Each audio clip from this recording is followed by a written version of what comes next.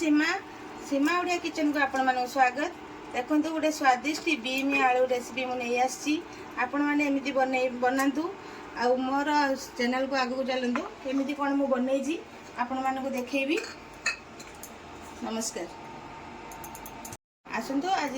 गोटे नुआ recipe बनइबा beam आलू रेसिपी केमती कौन करवा आगू देखी। देखो मु बीम आलू काटी नहीं अलरेडी दुईटा आलू बीम अढ़ाई नहीं पैन गरम हो गला तेल भी टे पकई अल्प समय संतुली ना प्रथम आलू पकई ना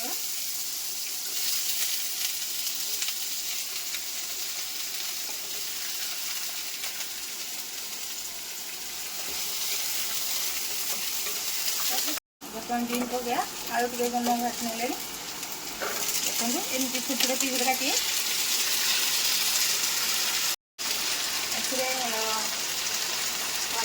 लुण पकड़े हल्दी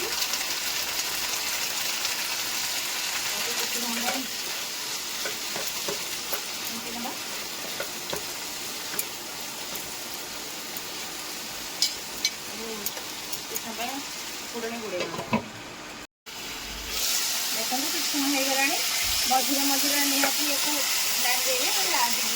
संतुला हो पानी तो मरवा भाजवा भाजन देखो ये होगला काढ़ी नवा बीमटा को बेस समय भाजनी अल्प भाजे ना रंधा हवा अल्प संतुली एमती काढ़ी ने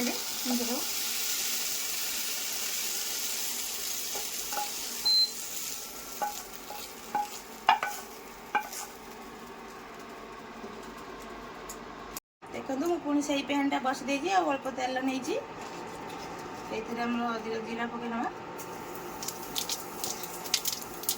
कटा पियाज गोटे पियाज काटी नहीं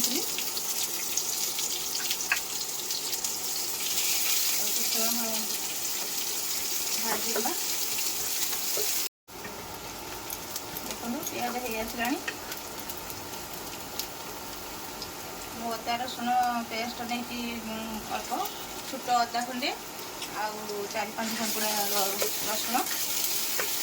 देदेव अदा रसुण भी भल होगला एथर आम गोटे जिनस पकेबा बेसन अध चमच नहीं पकेले बीम रेसिपीटा तो बीम तो सेमती किसी ना आम ताकि बहलिया आने बेसन अल्प पकेबे अध चमच अनुजाई पकेबे जमी परिवा सेमती पकेबे आ भल भाई भाजबे जमी बेसन बास्नाटा पलैज ना भल लगे देखो भल भाई भाजी होगला आम एथर टमाटो पकई नवा टमाटो पेस्ट भी पकई हम मु छोट छोट कर काटी नहीं पेस्ट कले भी भल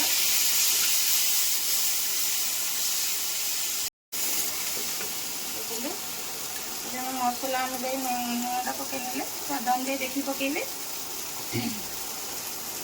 हलदी लंका गुंड भाजी नवा देखो टमाटो टे भल भाजला मुझे गरम मसला टे नहीं जीरा गुंड धनिया गुंड आ करी पाउडर नहीं कौन करी पाउडर नहीं पारे से भाजी नवा शुखला मसला पड़े जो लगे भल भाव टांगे देखो गुंड मसला पकईले निहाती लगे अल्प अल्प पानी देकी जो लगे तेल बाहर जाए भल भाव